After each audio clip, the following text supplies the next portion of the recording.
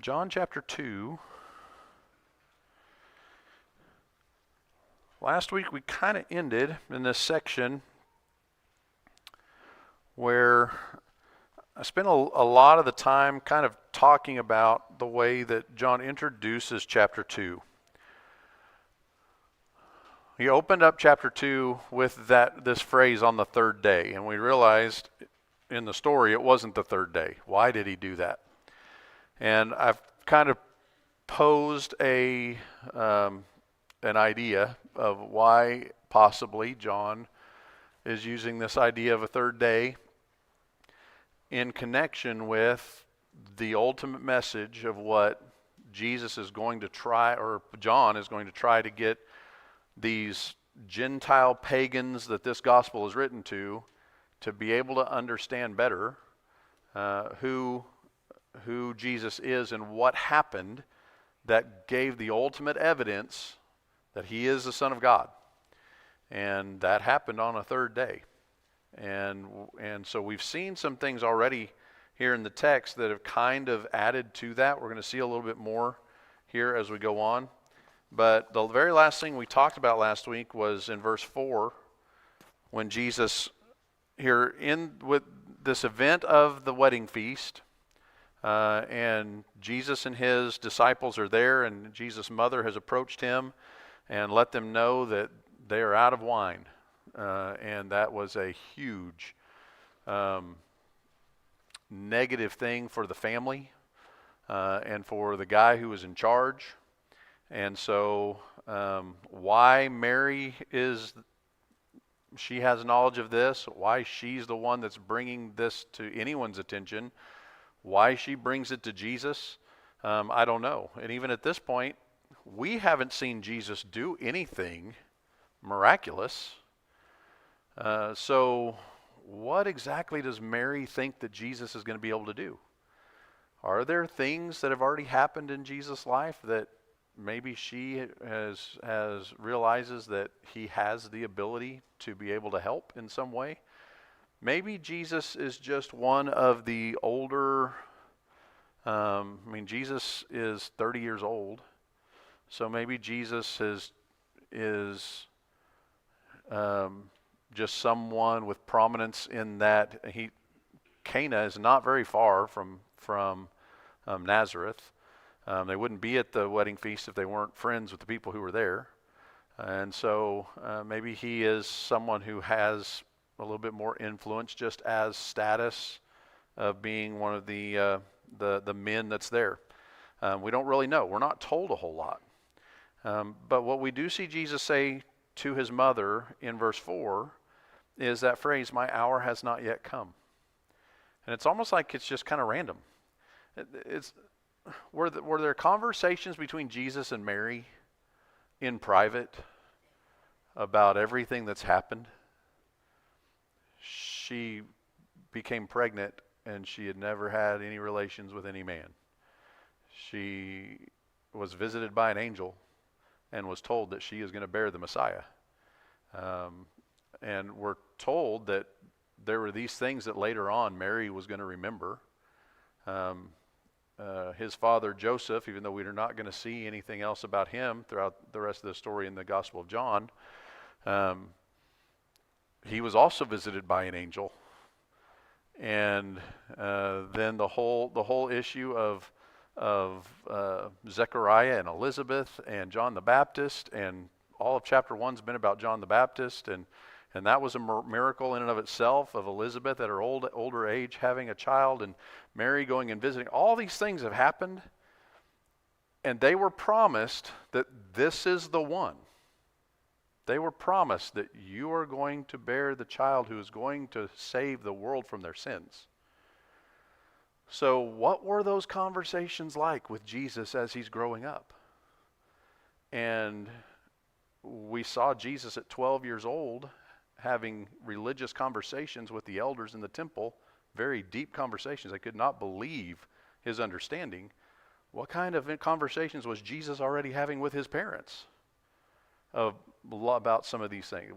We're not told, but it kind of makes you wonder in moments like this, what were those conversations in that home like about God's plans? Yeah, Zephyr?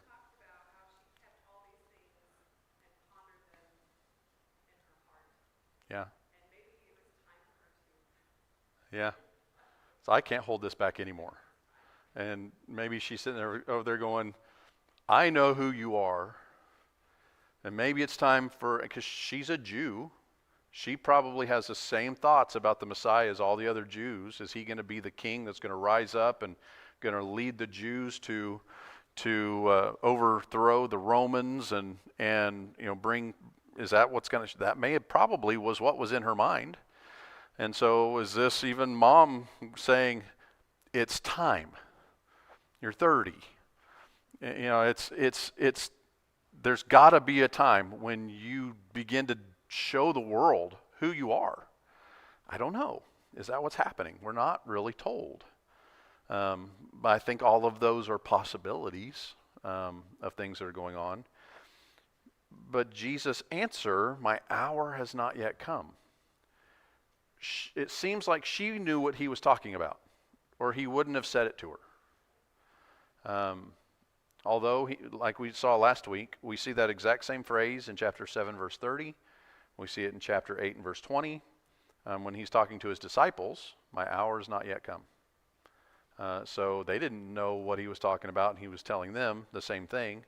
In chapter 12 and verse 27, he said, my soul has become troubled, and what shall I say, Father, save me from this hour? But for this purpose I came to this hour. This is what we kind of ended class with last week. In looking at these passages, this statement in the Gospel of John about his hour. And all through the Gospel, my hour has not come. My hour has not come. And then we get to chapter 12, and he's in the garden, and he begins to talk about, it's time for my hour. And the whole purpose of this hour is this, chapter 13, verse 1. Now before the feast of the Passover, Jesus, knowing that his hour had come, and that he would depart out of this world to the Father. Okay? But he didn't depart out of this world and go to the Father that day. It was the third day when he was raised from the dead. And, okay, so we're going to develop this a little bit later. I just wanted to kind of put that on your radar while we're here in chapter 2, to start seeing some of these connections, even especially with this concept of the third day. And we're going to see some other things as we go on. But let's read a little bit here. Chapter 2, let's start in verse 5.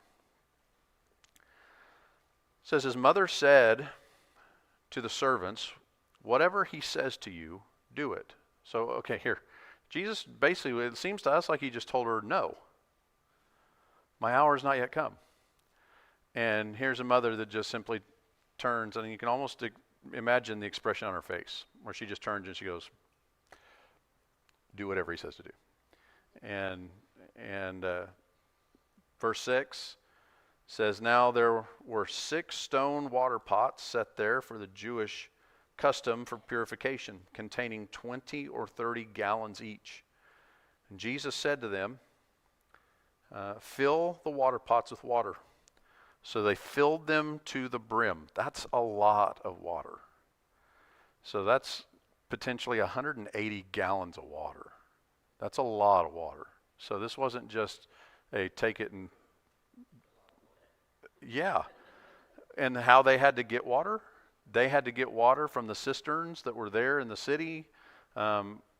Maybe not by a bucket, but they had cisterns where you could walk down into the cisterns and get the water, but it would have been a lot. It would have been a lot of work to do that. Then verse 8, and he said to them, draw some out now and take it to the head waiter. So they took it to him.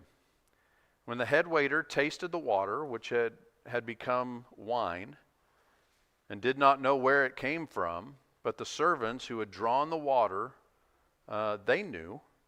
And the head waiter called the bridegroom And he said to him, every man serves the good wine first, and when the people have drunk freely, then he serves the poorer wine. But you have kept the good wine until now. Now this is going to be an extremely, we talked about these feasts and everything being a thing for status. This was going to create some great reputation because you have gone above and beyond what anybody does by doing this.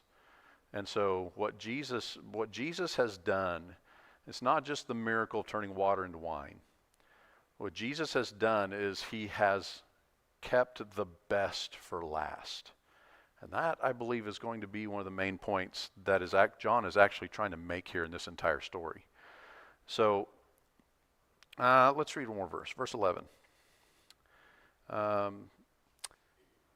This beginning of his signs Jesus did in Cana of Galilee, and manifested his glory, and his disciples believed in him. Okay, a couple of words there. One is going to be the word sign. We're going to talk about that more in a minute. And the other is believe. And notice how the two go together. It's because of the signs that they believed. And we're going to see that over and over and over throughout the rest of the gospel. In the Gospel of John, he uses the word sign to mean something a little bit different than we see it used in the other Gospels. The other Gospels will use the word sign for Jesus' miracles, but that's all they use it for. They only use it to mean the miraculous things that Jesus has done. It's a sign.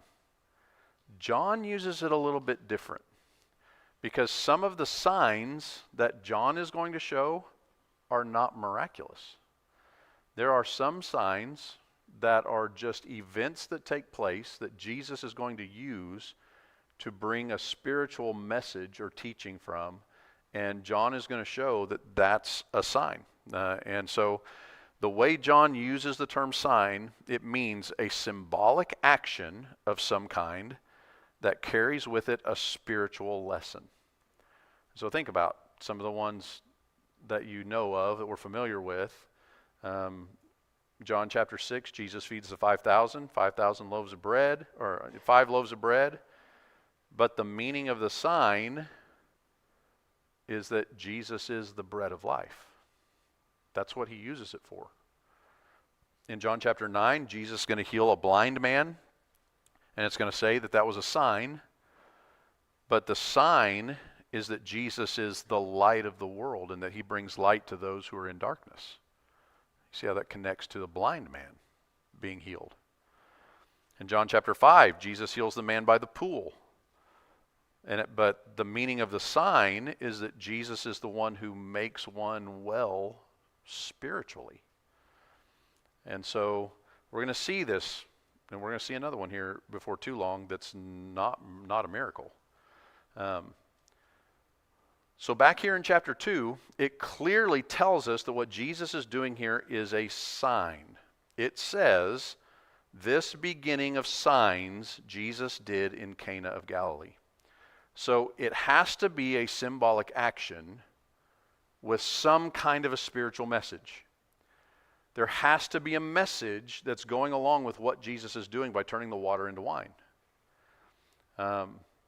And this material that I'm using from Brother Dan Owen, he believes, and I think I agree with him, that this is connecting the beginning of the gospel, what's happening right here in the beginning, with what's going to happen at the end. And again, it's connected with what's going to take place on the third day in the future. But I think the key phrase was that one in verse 10. You have kept the good wine until now. The idea that God has kept what was best until now. When he sent Jesus, he was keeping what was best until now. And on what day was it officially revealed that Jesus was unmistakably the best? It was the third day when he was raised from the dead. So this, along with the fact that Jesus alludes to the time of his death and the resurrection in verse 4, when he talks about it's not my time has not yet come.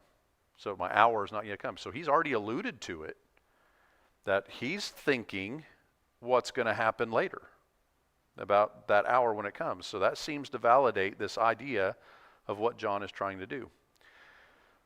What frustrates me more than just about anything else with John chapter 2 is whenever we study John chapter 2, most people miss the whole point of the passage because they want to argue about one thing. What's that? The wine. Was it alcoholic or was it not? Now that's a study for another day. But they are totally oblivious to what's actually happening in the text. To actually see what Jesus is doing, it's a sign. There's a meaning behind it. There's a spiritual meaning to what he's doing. And a lot of people, you talk to them about that, they're like, well, I never thought about that.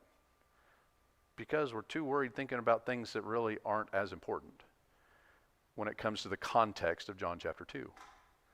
And so the point is, God has saved the best for last. And he's done that for all of us. But he's using a sign here to be able to get across a message of some kind.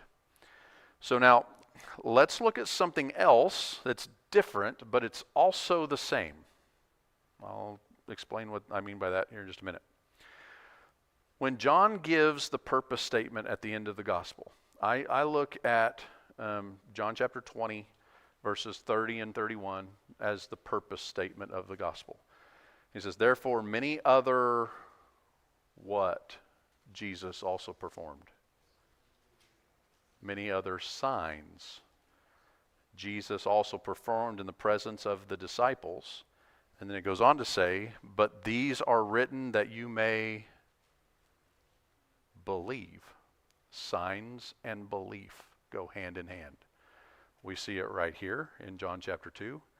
We see it at the very end, that the whole purpose of these signs being recorded for them to read, for us to read, was so that they may believe, and we're going to see it all the way through the gospel. So let's go on then to sign number 2.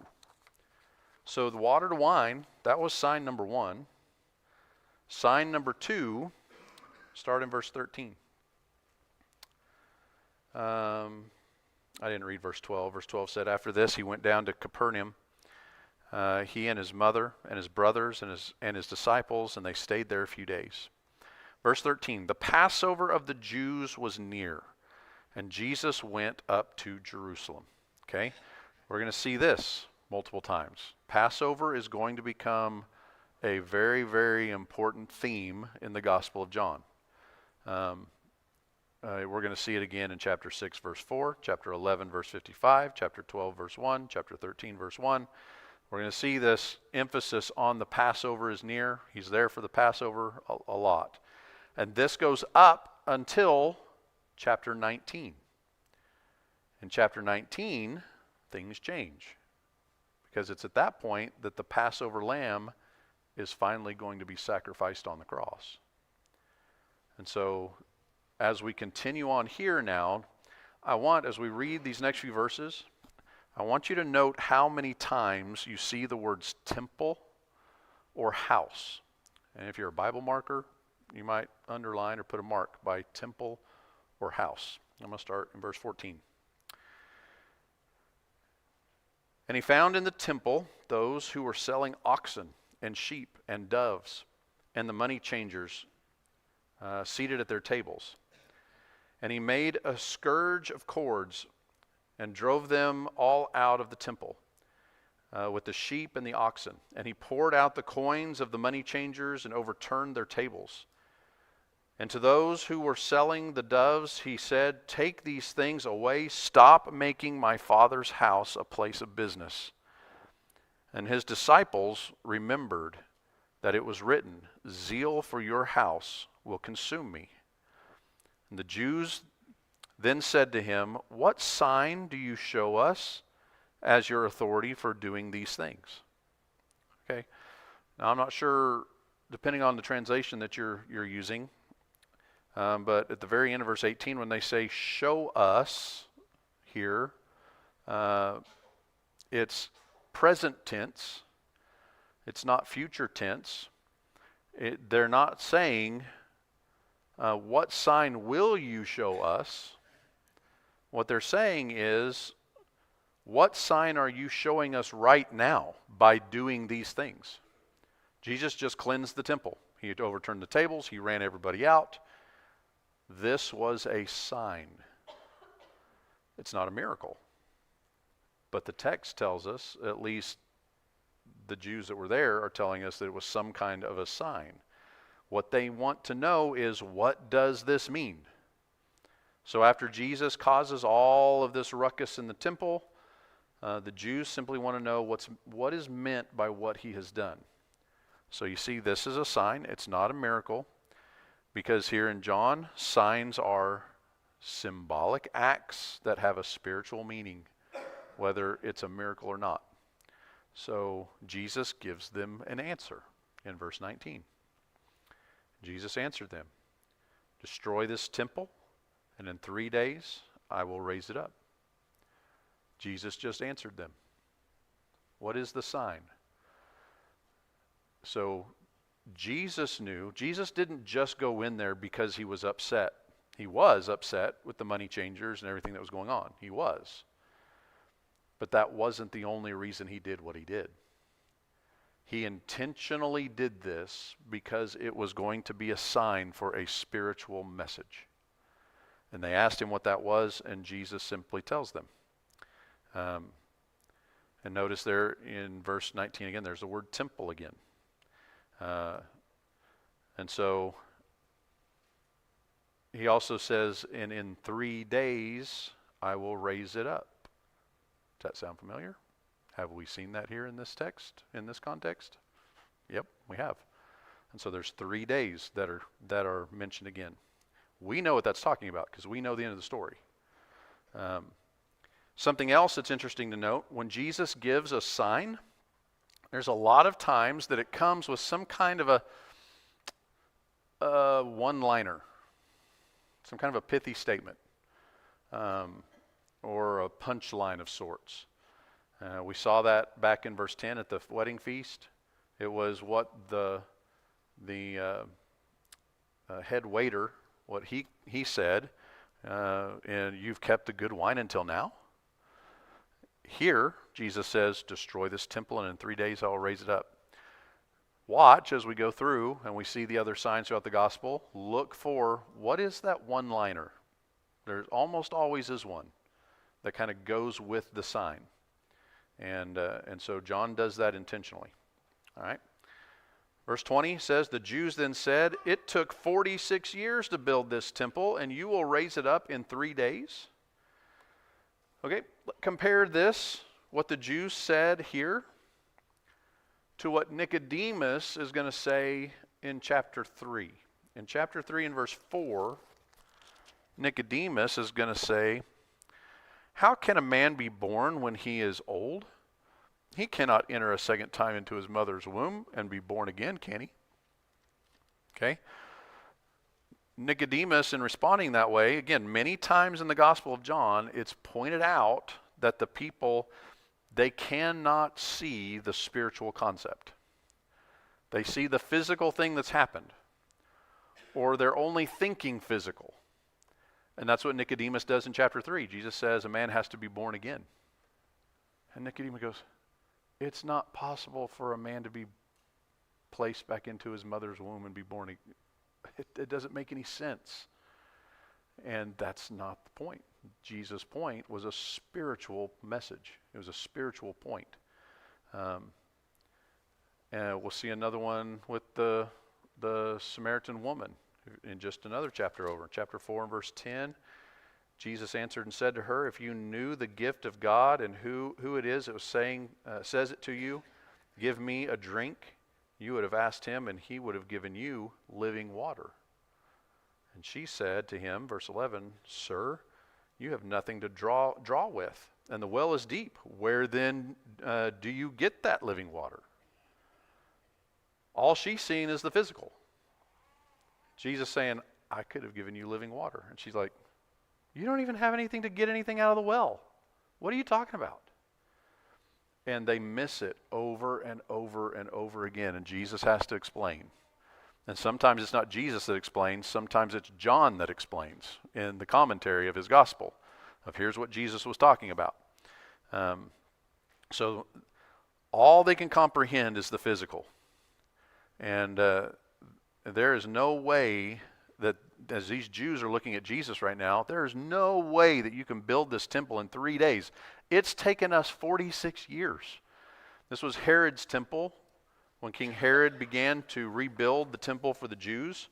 And as a matter of fact, they weren't even done with it. While Jesus is in the temple, while they're in the temple right now, there is construction going on. They didn't finish it still for another few years. And so they're looking at, almost our whole life, this thing's been, all they see is the physical.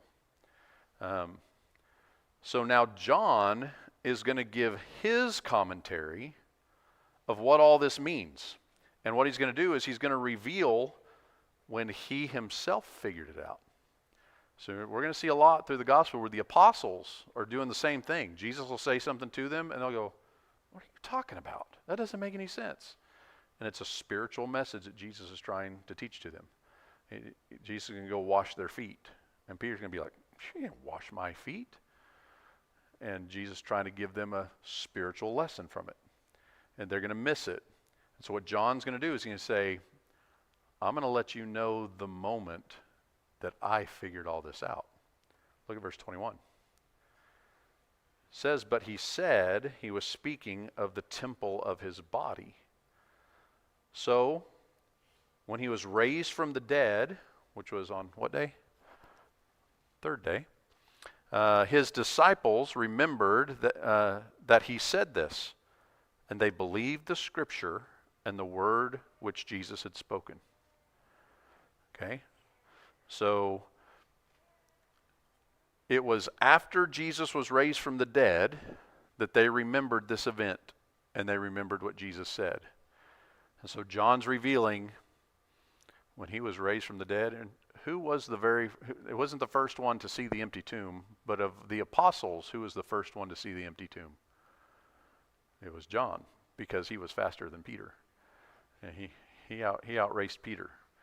And so as he got to the tomb, and he saw that Jesus was raised from the dead, maybe it was the first time Jesus appeared to him and he realized for sure that Jesus was alive. That was the moment that they remembered this event, that Jesus said these things.